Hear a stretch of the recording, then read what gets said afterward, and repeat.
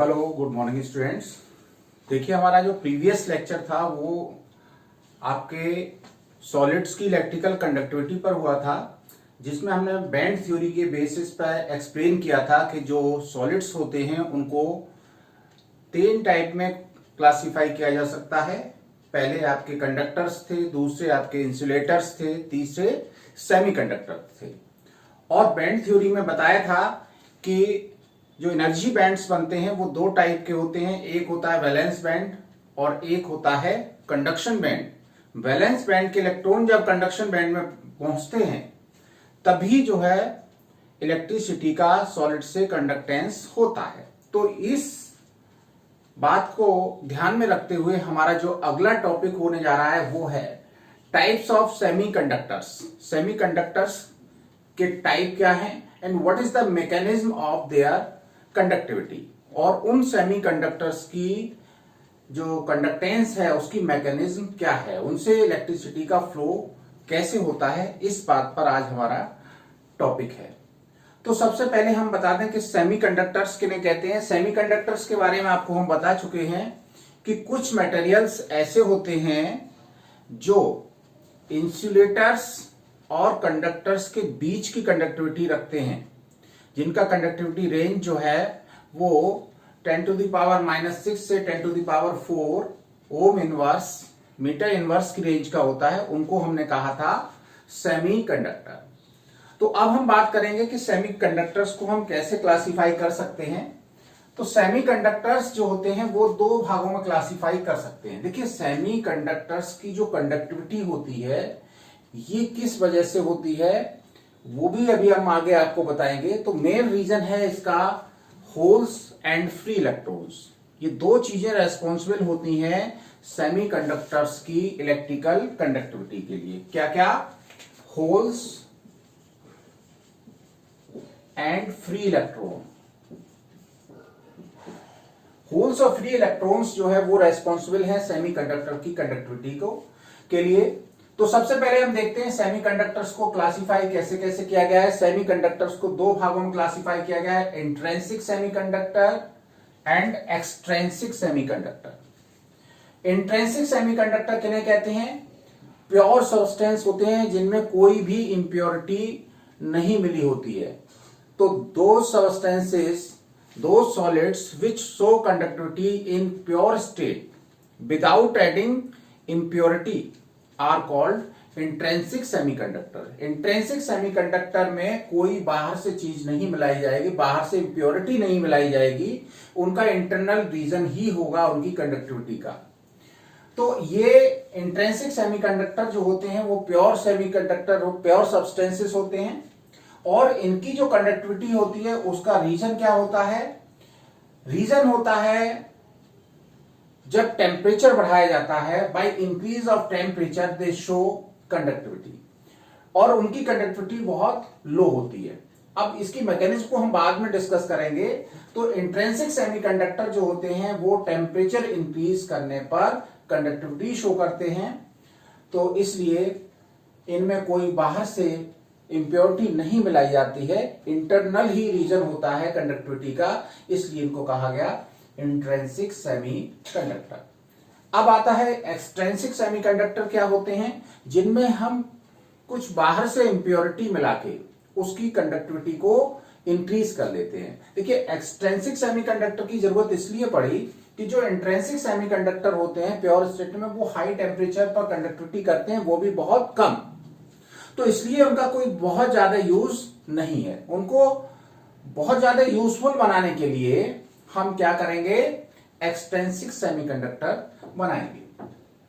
ये तो केवल टेम्परेचर पर ही, हाई टेम्परेचर पर ही कंडक्टिविटी शो करेंगे, लेकिन ये इंप्योरिटी मिलाने पर नॉर्मल टेम्परेचर पर भी कंडक्टिविटी शो करने लगते हैं। तो ये कंडक्टिविटी कैसे शो करते हैं? Show conductivity by doping. ये कंडक्टिविटी शो करते हैं। डोपिंग किसे कहते हैं? इंप्योरिटी को मिलाने को कहते हैं डोपिंग, और इनकी जो कंडक्टिविटी होती है वो हाई होती है। तो पहले तो डोपिंग समझ लें। डोपिंग क्या है? The process of adding impurity to pure tetravalent crystalline substance so as to change its properties is called doping. मतलब यह है कि 14 ग्रुप के जो एलिमेंट्स हैं, कुछ सिलिकॉन है, जर्मेनियम है, ये इनमें हम क्या करते हैं, या तो 15 ग्रुप की इंप्योरिटी मिलाते हैं या 13 ग्रुप की इंप्योरिटी मिलाते हैं। इसी को कहते हैं डोपिंग। और ये क्यों करते हैं? उनकी कंडक्टिविटी को इंप्रूव करने के लिए। तो ये तो बात हो गई डोपिंग की। अब डोपिंग से किस तरह के कंडक्टर बनते हैं? दो टाइप के कंडक्टर बनते हैं, एक तो एन टाइप और एक P type. N type semiconductor कब बनते हैं? जब 14 ग्रुप में 14 ग्रुप के elements doped with 15 group elements. जब 14 ग्रुप के एलिमेंट्स हैं उनमें हम 15 ग्रुप के एलिमेंट्स की डोपिंग करते हैं, या हम ये कह सकते हैं कि इलेक्ट्रॉन रिच इंप्योरिटी मिलाते हैं, तो ये बनते हैं आपके एन टाइप सेमीकंडक्टर। और पी टाइप सेमीकंडक्टर कब बनते हैं? जब 14 ग्रुप में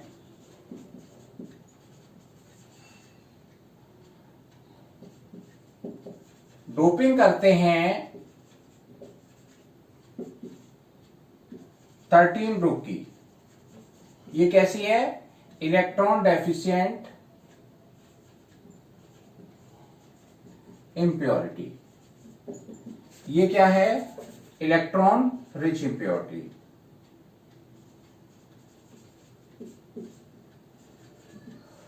तो आप समझ गए होंगे कि ये जो एन टाइप सेमीकंडक्टर तब बनेंगे जब हम 14 ग्रुप के एलिमेंट्स में इससे हाई ग्रुप वाले 15 ग्रुप वाले एलिमेंट्स की, जैसे फास्फोरस है, आर्सेनिक है, इनकी इंप्योरिटी को मिलाते हैं, तो इलेक्ट्रॉन जो है वो उसकी वैलेंसी को पूरा करने के लिए जो 8 इलेक्ट्रॉन चाहिए होते हैं उससे ज्यादा हो जाते हैं, इसीलिए इनको इलेक्ट्रॉन रिच इंप्योरिटी बोलते हैं।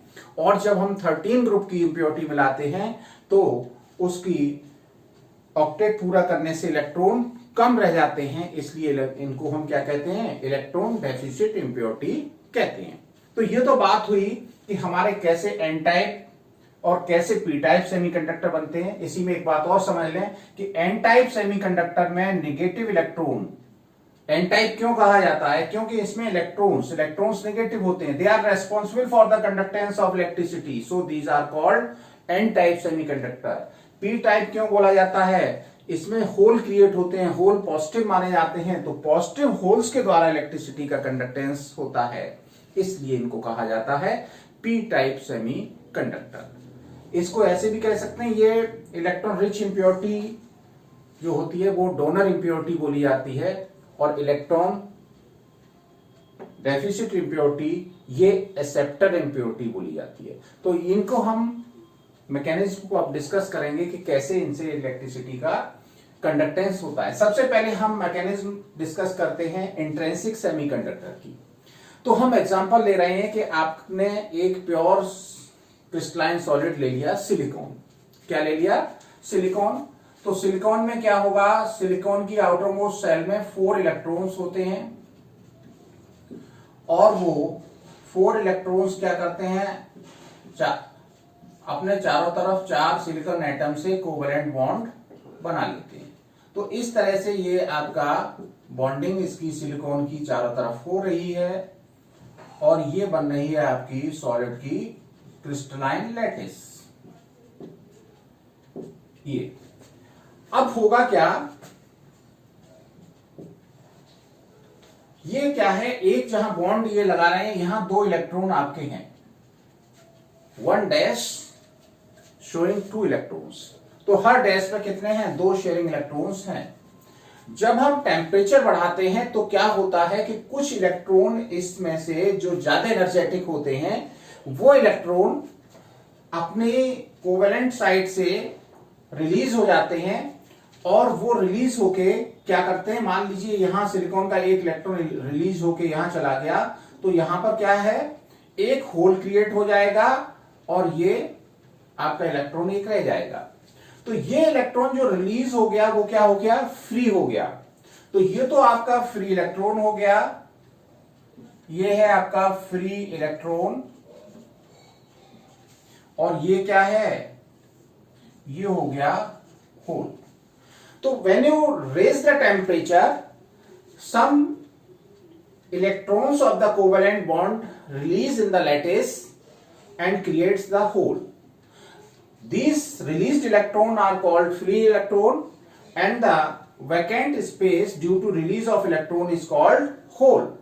Due to these free electrons and holes, these substances conduct electricity in the pure state. हालांकि अगर 0 केल्विन पर देखा जाए, 0 केल्विन पर ये कैसे होते हैं, इंसुलेटर होते हैं, लेकिन जैसे जैसे हम टेम्परेचर इंक्रीज करते हैं, ये क्या करते हैं, कंडक्टिविटी शो करने लगते हैं। क्या करते हैं, शो कंडक्टिविटी।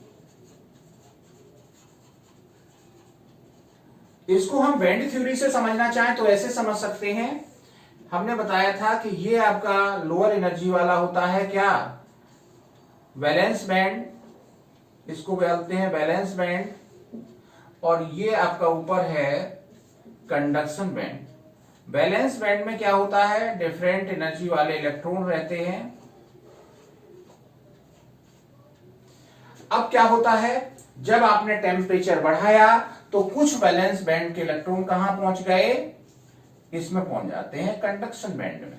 साथ ही साथ क्या करते हैं, पीछे होल्स भी क्रिएट हो जाते हैं, और उन होल्स में इलेक्ट्रॉन एक जगह से दूसरी जगह जंप करने लगते हैं। तो इस तरह से एक तो होल्स में भी मूवमेंट होता है इलेक्ट्रॉन का। देखिए, इलेक्ट्रॉन मूव तभी करेंगे जब उनको कहीं आप खाली जगह मिलेगी। अगर सारे बॉन्डेड इलेक्ट्रॉन हैं तो वहां पर वो जंप नहीं करेंगे। जब कोई वैकेंट साइट इलेक्ट्रॉन की हो जाती है, होल क्रिएट हो जाता है, तो एक इलेक्ट्रॉन एक जगह से दूसरी जगह आपका मूव करता है। तो इस तरह से होल्स में इलेक्ट्रॉन जंप करते हैं। तो इसमें क्या हुआ, हाई टेम्परेचर पर कुछ इलेक्ट्रॉन तो कंडक्शन बैंड में चले गए, उनकी वजह से इसकी इलेक्ट्रिसिटी बढ़ गई, और कुछ होल्स क्रिएट हो जाने की वजह से बढ़ गई। तो कुल मिला के इनकी जो इलेक्ट्रिकल कंडक्टिविटी है वो केवल और केवल हाई टेम्परेचर की वजह से है। अगर इनका टेम्परेचर कम है तो कंडक्टिविटी शो करेंगे, और हाई टेम्परेचर पर भी कंडक्टिविटी जो है वो बहुत ज्यादा इनकी नहीं होती। तो ये तो कहलाए आपके इंट्रिंसिक सेमीकंडक्टर। तो आप समझ गए होंगे इंट्रिंसिक सेमीकंडक्टर के बारे में, इसको आप चाहें तो नोट कर सकते हैं। अब हम बात करेंगे एन टाइप और पी टाइप सेमीकंडक्टर्स की। तो एन टाइप और पी टाइप जो सेमीकंडक्टर्स हैं वो कैसे बनते हैं, इसके बारे में हम थोड़ा सा समझने का प्रयास करेंगे। एन टाइप सेमीकंडक्टर, जैसा कि हमने बताया कि जब 14 ग्रुप में 15 ग्रुप की इंप्योरिटी मिलाते हैं तो बनता है एन टाइप सेमीकंडक्टर। मतलब जब हम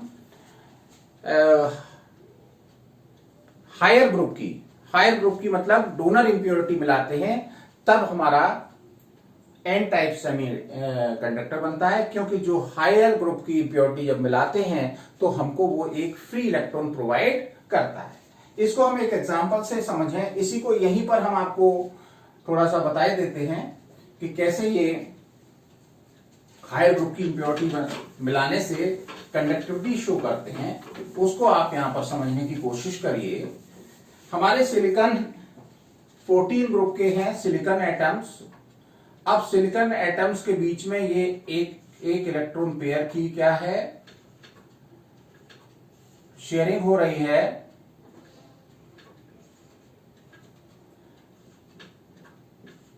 तो हम ये एक लैटिस तैयार कर रहे हैं जिसमें सिलिकॉन एटम्स हैं, और सारे सिलिकॉन एटम्स के बीच में क्या हो रहा है, दो दो इलेक्ट्रॉन्स की शेयरिंग हो रही है। ये सारे हमने इलेक्ट्रॉन शो किए हैं सिलिकॉन एटम्स के। बड़े ध्यान से इसको समझना है, और जब आप समझ जाएंगे तो कोई कंफ्यूजन नहीं रह जाएगा। इसमें एक एक इलेक्ट्रॉन इधर भी होगा जो किसी और उससे बॉन्डेड होगा, अब देखिए ये सारे इनके बॉन्डेड इलेक्ट्रॉन्स हैं, ये वाले, इसको हमने थोड़ा सा ब्रैकेट्स में क्लोज कर दिया है जिससे आपको पता रहे कि बॉन्डेड इलेक्ट्रॉन ये सारे यहां पर इस तरह से ब्रैकेट में एनक्लोज हैं। ये सारे हमारे इलेक्ट्रॉन कौन से हो गए,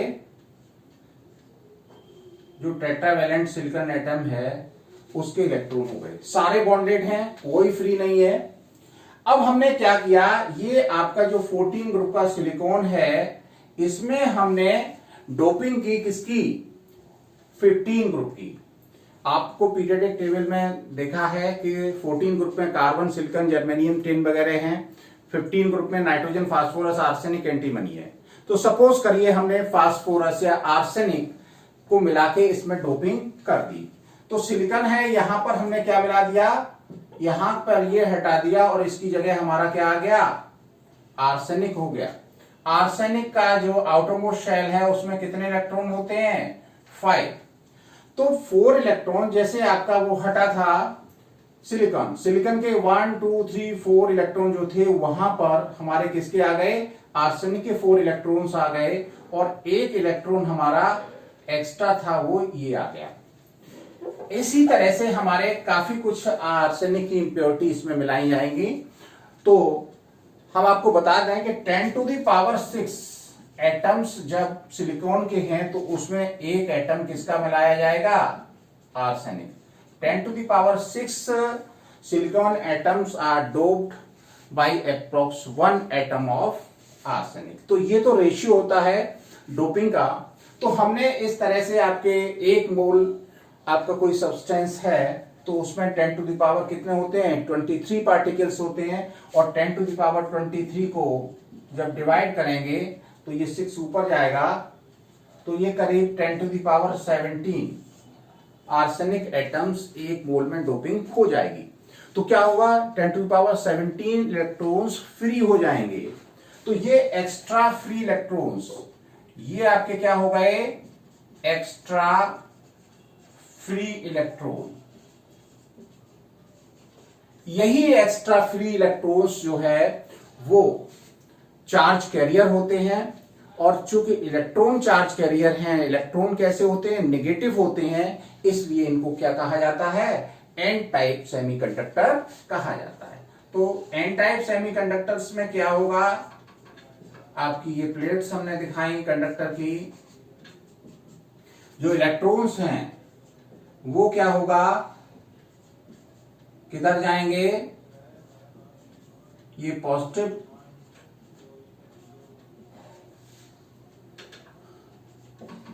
फील्ड की तरफ मूव करेंगे। तो इस तरह से एन टाइप सेमीकंडक्टर की जो कंडक्टिविटी है वो इलेक्ट्रॉन्स की वजह से है।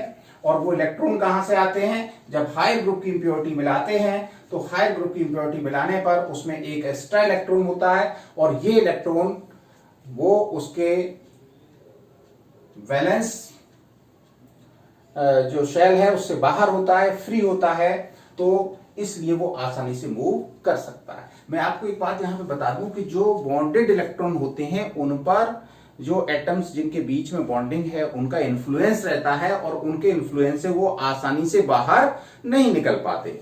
लेकिन जो बीच में लैटिस साइड में इलेक्ट्रॉन होते हैं वो फ्री होते हैं, इसलिए वो इजीली इलेक्ट्रिसिटी का फ्लो कर सकते हैं। तो इस तरह से ये एक्स्ट्रा इलेक्ट्रॉन की होने की वजह से इनकी कंडक्टिविटी है और एक्स्ट्रा इलेक्ट्रॉन जो होते हैं इलेक्ट्रॉन नेगेटिव होते हैं, इसलिए इनको हम एन टाइप सेमीकंडक्टर कहते हैं। और एन टाइप सेमीकंडक्टर में इलेक्ट्रॉन्स रेस्पॉन्सिबल हैं इलेक्ट्रिसिटी के कंडक्टेंस के लिए।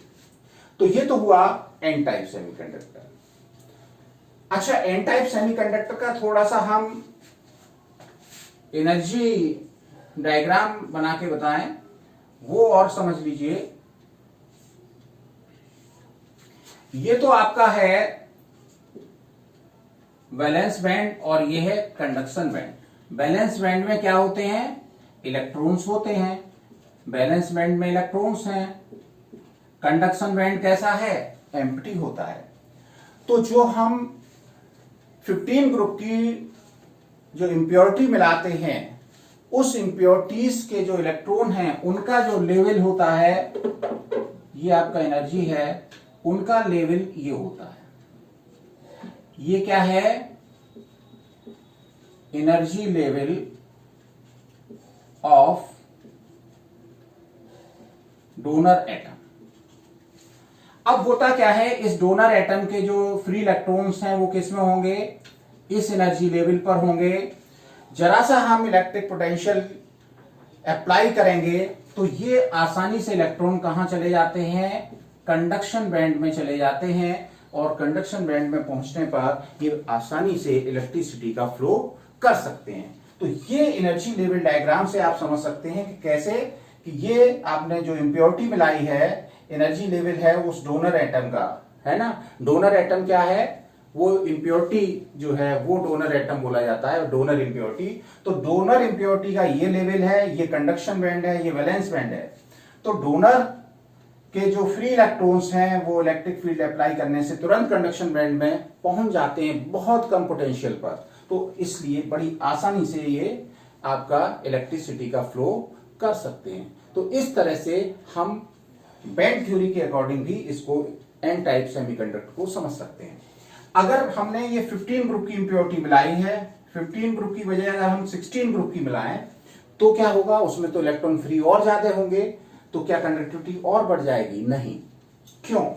उसका रीजन ये है कि जैसे जैसे हम हायर ग्रुप की इंप्योरिटी मिलाते हैं, 16 की तो उसका ये लेवल आएगा, 17 की मिलाएंगे तो उसका लेवल ये आ जाएगा, तो उनका जो एनर्जी लेवल है वो डाउन होता चला जाता है। तो उसमें आसानी से इलेक्ट्रॉन जो है कंडक्शन बैंड में नहीं जा पाते। इसलिए हाई ग्रुप की इंप्योरिटी जो है वो केवल 15 की ही मिलाना सबसे ज्यादा सूटेबल रहता है। अब बात करते हैं हम पी टाइप सेमीकंडक्टर वो कैसे बनते हैं। तो पी टाइप सेमीकंडक्टर में देखिए, जब हम क्या करते हैं, इंप्योरिटी हम लोअर ग्रुप की मिलाते हैं तब हमारे बनते हैं पी टाइप सेमीकंडक्टर। मान लीजिए यही क्रिस्टल लैटिस है और इस क्रिस्टल लैटिस में हमने क्या किया, पी टाइप सेमीकंडक्टर बनाने के लिए 13 ग्रुप की, 13 ग्रुप जो है वो क्या है, उसमें 3 इलेक्ट्रॉन होते हैं वैलेंस शेल में। तो हम मान लीजिए 14 ग्रुप है, जैसे सिलिकॉन है, जर्मेनियम है, इसमें 13 ग्रुप जैसे बोरोन, एल्यूमिनियम, इनकी इंप्योरिटी मिलाते हैं तो इनमें एक इलेक्ट्रॉन कम होता है। तो ये एक्सेप्टर इंप्योरिटी बोली जाती है। क्या बोलते हैं इसे? एक्सेप्टर इंप्योरिटी बोली जाती है। तो मान लीजिए हमने क्या किया कि यहां से सिलिकॉन एटम रिमूव किया, तो इसके ये चारों इलेक्ट्रॉन भी आपके रिमूव हो गए। किसके द्वारा? हमने क्या मिलाया है? 13 ग्रुप का बोरोन मिलाया है। बोरोन की वैलेंस शेल में कितने इलेक्ट्रॉन है? 3 इलेक्ट्रॉन है।